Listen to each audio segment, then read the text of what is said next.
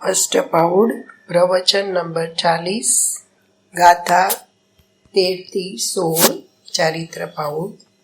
સૌ કોઈને ભાગ્યના ઉદયથી એટલે કે મહાન પુરુષાર્થ સ્વરૂપની સન્મુખ થયેથી આ વિતરાગ માર્ગની શ્રદ્ધા થઈ હોય, પણ જો મિથ્યા શ્રદ્ધાના સેવનારાઓનો સંગ કરી પ્રસંગ કરી કોઈ કારણથી મોટપમાં કે માનમાં કે સંગમાં કુદેવ કુશાસ્ત્ર કુગુરુની સેવના, એનો ઉત્સાહ ભાવના પ્રશંસા સેવા જો ઉત્પન્ન થાય અથવા તો તેના સેવનારાનો આદર થાય તો તે આ સમ્યક્ત્વથી ભ્રષ્ટ થઈ જવાનું કારણ છે.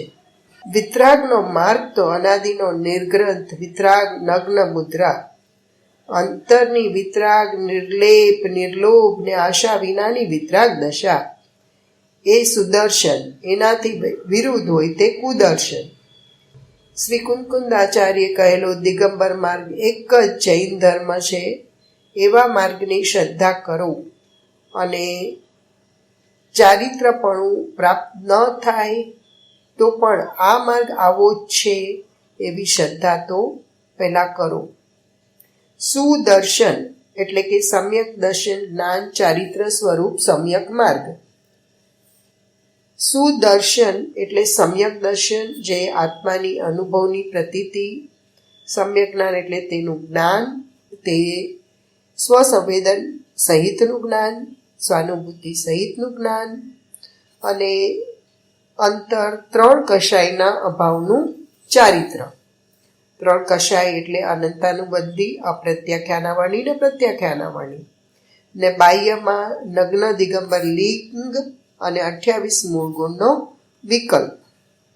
એવા માર્ગની શ્રદ્ધા અંદર આત્માનો આશ્રય કરીને નિર્વિકલ્પ કરવી અને એ સિવાયના માર્ગની શ્રદ્ધા છોડવી. અહીં તો આખો વિતરાગી માર્ગ નિર્ગ્રંથ મુનિ, નિર્ગ્રંથ વિતરાગી દશા અને બાહ્ય ભેગ નગ્ન દિગંબર અચેલ, એને સમ્યક દર્શન જ્ઞાન ચારિત્ર ત્રણ હોય એને જ સુદર્શન કહેવામાં આવે છે. અને એની શ્રદ્ધા આવો જ માર્ગ વિતરાગનો છે, બીજો માર્ગ છે જ નહીં એવી અંધશ્રદ્ધા સ્વરૂપનો આશ્રય કરીને વિકલ્પ રહિત આત્માની શ્રદ્ધા તે સમ્યક દર્શન છે. તેનો ઉત્સાહ, તેનો વારંવાર ચિંતવન, તેની ભાવના, વિતરાગી દ્રષ્ટિ ને વિતરાગ ચારિત્ર આવો હોય માર્ગ વિતરાગનો.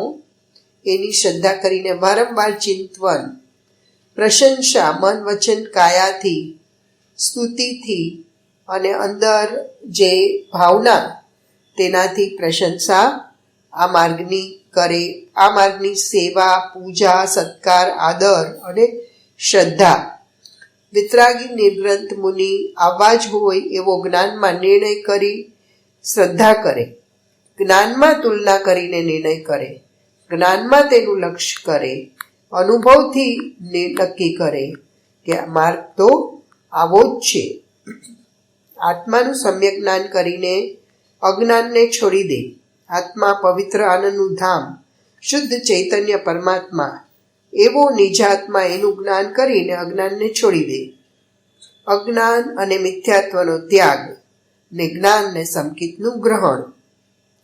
અહિંસા લક્ષણ ધર્મ. રાગની ઉત્પત્તિ તે હિંસા, એ રાગની ઉત્પત્તિ રહિત આત્માની અરાગી દશાની ઉત્પત્તિ તે અહિંસા. એ અહિંસાને અંગીકાર કરી સ આરંભ હિંસા આદિ ભાવને છોડે. તે એટલે કે રાગની પ્રવૃત્તિને છોડે. રાગના ત્યાગનો ભાવ ને ચારિત્રનું ગ્રહણ એ સંયમ છે. અને રાગદ્વેષની પ્રવૃત્તિ એ જ આરંભ, રાગદ્વેષનું ઉત્પન્ન થવું એ જ આરંભ. અને રાગદ્વેષની ઉત્પત્તિ ન થતાં વિતરાગતાની ઉત્પત્તિ થઈ તે અણારંભી ચારિત્ર પ્રવજ્યા છે. વિતરાગ માર્ગમાં કે જે અંતરમાં વિતરાગ દશા છે, બાહ્યમાં વસ્ત્રનો એક કટકો પણ પરિગ્રહ ન હોય એવા વિતરાગ માર્ગમાં દીક્ષા કહેવામાં આવે છે. 6 કાયની હિંસાનો ત્યાગ, 5 ઇન્દ્રિય અને 6 મનના વિષયનો ત્યાગ, એવો સંયમ. તે એના ઉપરથી પણ દ્રષ્ટિ ઉઠાવી લે, કારણ કે એ પણ વિકલ્પ છે. હવે નિર્વિકલ્પ આત્માનો સંયમ એટલે કે આ 5 ઇન્દ્રિય અને 6 કાયની પરથી દ્રષ્ટિ છૂટી અતીન્દ્રિય જ્ઞાનના આનંદમાં લીન થવું, તે સંયમ. અને એવા સંયમ સહિતની ઈચ્છા નિરોધ, તે એનો તપ, તે સાચું તપ. તે સમ્યક દર્શન વગર સંયમ કે અપવાસ કે નિર્જરા કે તપ સાચા હોય જ નહીં.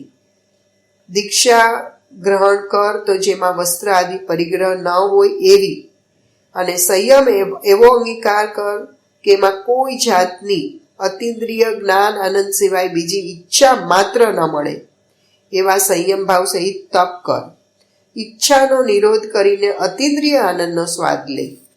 સંયમ સહિતમાં ઈચ્છાનો નિરોધ એટલે રાગની ઉત્પત્તિ નહીં, ઈચ્છાની ઉત્પત્તિ નહીં, અને આનંદની ઉત્પત્તિ અરાગી વિતરાગીની થાય એવા તપને જ અંગીકાર કર.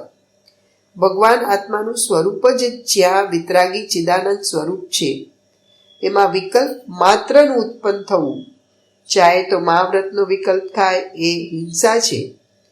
અંદર વિતરાગ દશા મોહ રહિત થાય એને ધર્મ ધ્યાન અને શુક્લ ધ્યાન હોય છે. સંયમ સહિત ઇન્દ્રિય દમન, અતિન્દ્રિય આનંદના વેદનમાં રહી સંયમપણું આદરે ત્યારે અંદરનો રાગ દૂર થાય. જ્યારે રાગ રહિત અંતરની દ્રષ્ટિ, જ્ઞાનને, સ્થિરતાને ચારિત્ર હોય, પછી નિર્મલ ધર્મ ધ્યાન ને શુક્લ ધ્યાન હોય. આચાર્યદેવ કહે છે કે તું સુવિશુદ્ધ ધ્યાનમાં પ્રવર્ત, એટલે કે મોહ રહિત વિતરાગપણા સહિત જે નિર્ણય કર જ્ઞાનમાં, અને શ્રદ્ધા કર કે નિર્વિકલ્પ આત્મા જ આશ્રય કરવા લાયક છે, અને એવો માર્ગ નિરપેક્ષ પરમાત્મા સ્વભાવનો છે, એમાં રાગનો પણ આધાર નથી. વિકલ્પ પેલા આવે કે હું આવો છું, હું શુદ્ધ છું, ધ્રુવ છું, પૂર્ણ છું, આનંદ છું, અક્રિય છું, પણ એ વિકલ્પ પણ નિર્મળ થવાનું સાધન નથી. આત્માને પકડવાનું એ વિકલ્પ સાધન નથી. એવો એને નિરપેક્ષપણે નિર્ણય તો કરે. રાગની જેને અપેક્ષા નથી, વ્યવહારની જેને અપેક્ષા નથી, એવો ભગવાન આત્મા સીધો શ્રદ્ધા ને જ્ઞાનમાં જણાય, જ્ઞાન ને શ્રદ્ધામાં અનુભવમાં આવે એવું આત્માનું સ્વરૂપ છે. પ્રત્યક્ષ જ્ઞાતા સ્વભાવ છે ને, પોતાના સ્વભાવથી જણાય એવો પ્રત્યક્ષ જ્ઞાતા છે. અલિગ્રહણમાં 6 બોલ આવે છે ને, વિકલ્પનો નિર્ણય જ નથી. રાગ તો જડ છે, એમાં ક્યાં તાકાત છે નિર્ણય કરવાની? નિર્ણય તો ખરેખર જ્ઞાનમાં થાય છે. તું તો પ્રત્યક્ષ જ્ઞાતા છે, એમાં તારામાં પ્રકાશ નામનો એક ગુણ પડ્યો છે, જે પ્રત્યક્ષ થાય એવો જ એનો ગુણ છે, પરોક્ષ રહે એવો ગુણ જ નથી. પર્યાયમાં રાગની એકતાથી આ ઊભું કરેલું છે. મતિશ્રુત જ્ઞાનમાં પણ પ્રત્યક્ષ થાય એવો જ એનો સ્વભાવ છે. તીર્થંકર દેવ કેવળ જ્ઞાને જોયો આત્મા તો જ્ઞાન, શાંતિ, આનંદ, વિતરાગ ભાવથી ભરેલો આત્મા છે. એ વિતરાગ ભાવથી જણાય એવો આત્મા છે. હરિયતપણું તો અંદરમાં પડ્યું છે, તે બહાર આવ્યું છે. એવો આત્મા વિતરાગ ભાવે જણાય. તેનો ધર્મ વિતરાગ ભાવે થાય, રાગ ભાવે અને સંયોગ ભાવે નહીં.